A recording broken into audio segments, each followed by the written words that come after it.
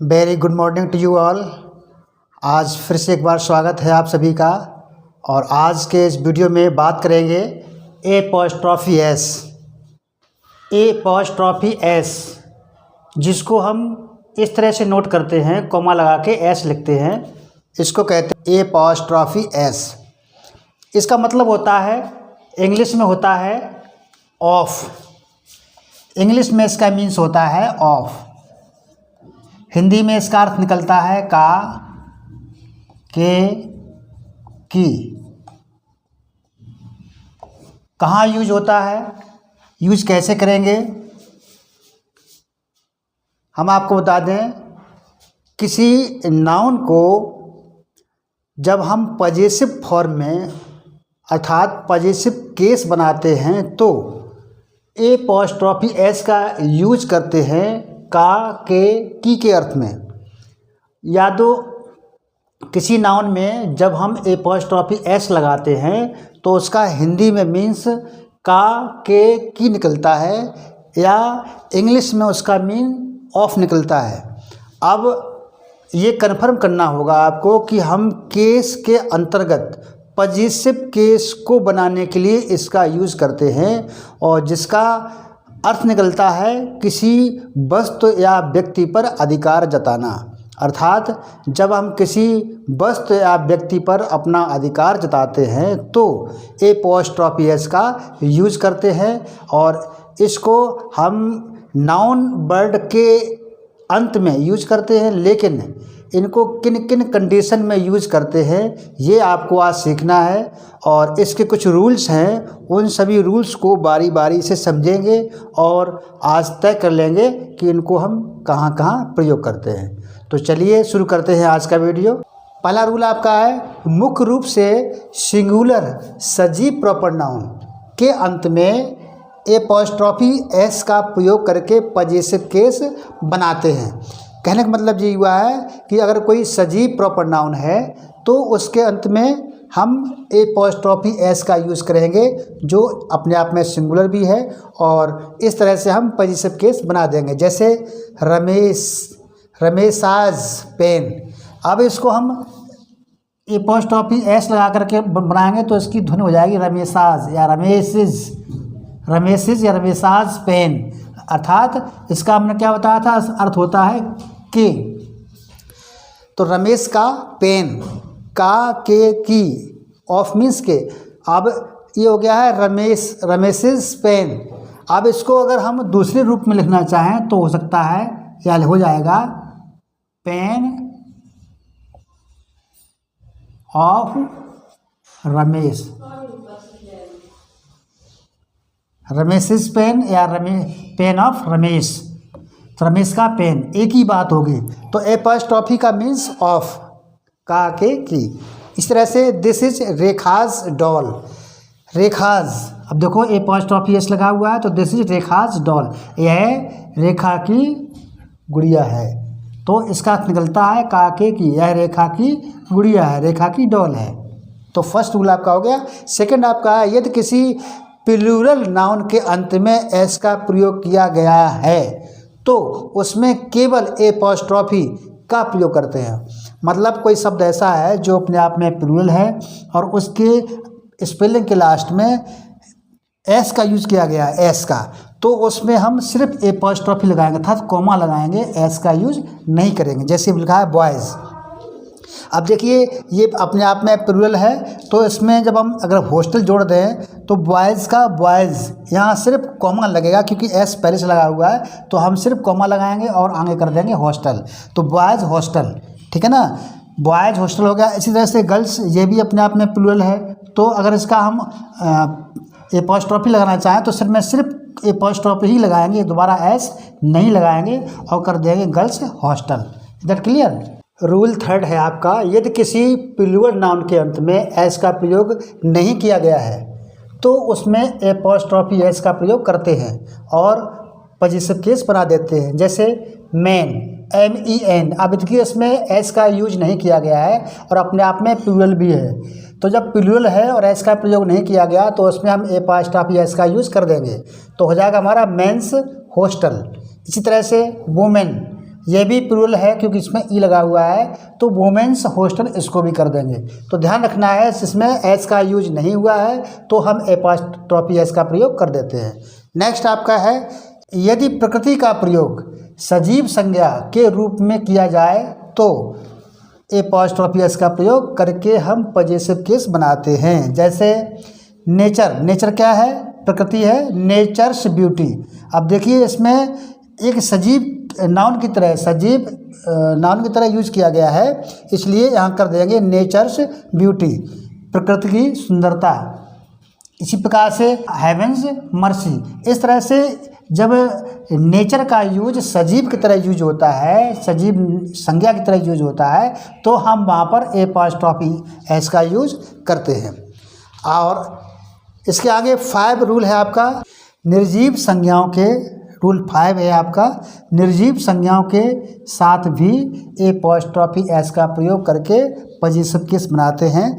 Example तौर पे जैसे 1 डेज लीव। अब देखिए यहाँ डे लिखा हुआ है, वन तो अपने आप में वन होता ही है, लेकिन जब हम इसको निर्जीव होने के बावजूद जब डे का बात करते हैं तो इसमें एपॉस्ट्रॉफी एस लगा करके हम कर देते हैं। जैसे 1 डेज लीव, 3 डेज लीव। इस तरह से निर्जीव संज्ञा के साथ भी एपॉस्ट्रॉफी एस का यूज करते हैं। रूल नंबर 6 है, परिमाणवाचक निर्जीव संज्ञाओं के साथ भी एपॉस्ट्रॉफी एस का प्रयोग करके पजेसिव केस बनाते हैं। जैसे 1 kilograms weight, 1 kilograms weight, 2 kilograms, KG means kilograms, 2 kilograms weight. इस तरह से निर्जीव संज्ञाएं होती हैं, उनके साथ भी हम एपॉस्ट्रॉफी एस का यूज करके पजेसिव केस बना देते हैं। नेक्स्ट रूल है आपका, कंपाउंड नाउन के अंतिम शब्द में, कंपाउंड नाउन के अंतिम शब्द में एपॉस्ट्रॉफी एस का प्रयोग करते हैं। अब बात आती है कंपाउंड नाउन, जब 2 या 2 से अधिक शब्द मिलकर नाउन का निर्माण करते हैं तो उन्हें कहते हैं कंपाउंड नाउन। एग्जाम्पल तौर पे फादर इन लॉ। अब फादर इन लॉ हमारा क्या हो गया है? कंपाउंड नाउन हो गया है। अब इसमें देखिए इसके लास्ट वाले अक्षर में लिखा है अंतिम शब्द में एपॉस्ट्रॉफी एस का प्रयोग करते हैं, तो फादर इन लॉज ऑफिस हो जाएगा। तो लास्ट वाले शब्द में हम कॉमा लगाएंगे, एस लगाएंगे, अर्थात एपॉस्ट्रॉफी एस का यूज करेंगे। इसी तरह से कमांडर इन चीफ्स ऑर्डर। देखिए कमांडर इन चीफ, ये मेरा पूरा क्या है? संयुक्त नाउन है, अर्थात कंपाउंड नाउन है। कंपाउंड नाउन के लास्ट शब्द में एस लगाया गया और ऑर्डर कर दिया, तो कमांडर इन चीफ्स ऑर्डर हो गया है। इस तरह से स्टेपसन्स प्रॉब्लम, यहाँ भी देखिए स्टेपसन हमारा क्या है? कंपाउंड नाउन है, और उसमें हमने लास्ट वाले शब्द में एपॉस्ट्रॉफी एस लगा करके पजेसिव केस बना दिया है। इसी तरह से इंजीनियर इन चीफ, इसमें भी देखो लास्ट वाले शब्द में एपॉस्ट्रॉफी एस का यूज़ करके हमने पजेसिव केस बना दिया है। तो इस तरह से कंपाउंड नाउन के अंतिम शब्द में एपॉस्ट्रॉफी एस का प्रयोग करके पजेसिव केस बनाया जाता है। नेक्स्ट रूल है आपका संयुक्त अधिकार। जब हम 2 या 2 से अधिक लोगों का संयुक्त अधिकार जताते हैं तब अंतिम शब्द में एपॉस्ट्रॉफी एस का प्रयोग करके पजेसिव केस बनाते हैं। जैसे राम एंड श्याम्स हाउस। अब यहाँ क्या है? 2 लोग हैं, एक राम है एक श्याम है, इन दोनों का संयुक्त अधिकार है, तो हम लास्ट वाले शब्द में हम एपॉस्ट्रॉफी एस का यूज करेंगे और उसको पजेसिव केस बना देंगे। अगर आपने दोनों में लगा दिया तो रॉन्ग हो जाएगा। ध्यान रखना आपको, ये दोनों शब्दों में आपको एपॉस्ट्रॉफी एस का प्रयोग नहीं करना है, आपको लास्ट वाले शब्द में ही एपॉस्ट्रॉफी एस का प्रयोग करना है, दोनों में नहीं करना है। इस तरह से मोहन एंड सोहन शॉप, मोहन और सोहन की दुकान। अब देखिए मैंने सिर्फ बाद वाले शब्द में एपॉस्ट्रॉफी एस का यूज़ किया गया है, दोनों में नहीं किया। अगर आप दोनों करेंगे तो रॉन्ग हो जाएगा। मोहित एंड रोहित्स जॉइंट अकाउंट, कोई अकाउंट है, खाता है, वो मोहित और रोहित का जॉइंट है, तो हम सिर्फ लास्ट वाले शब्द में एपॉस्ट्रॉफी एस का यूज़ करेंगे। इधर क्लियर? रूल 9 है आपका, फ्रेजेस या इडियम्स हैं उनके साथ भी एपॉस्ट्रॉफी एस लगा करके हम पजेसिव केस बना देते हैं।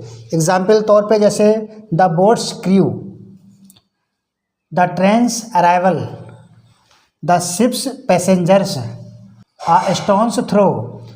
इस तरह से ये फ्रेजेस है और ईडियम्स भी इनमें मिक्स हैं, तो ऐसे हम ईडियम्स और फ्रेजेस के अंत में भी हम एपॉस्ट्रॉफी एस का यूज करके और हम पजेसिव केस बना देते हैं।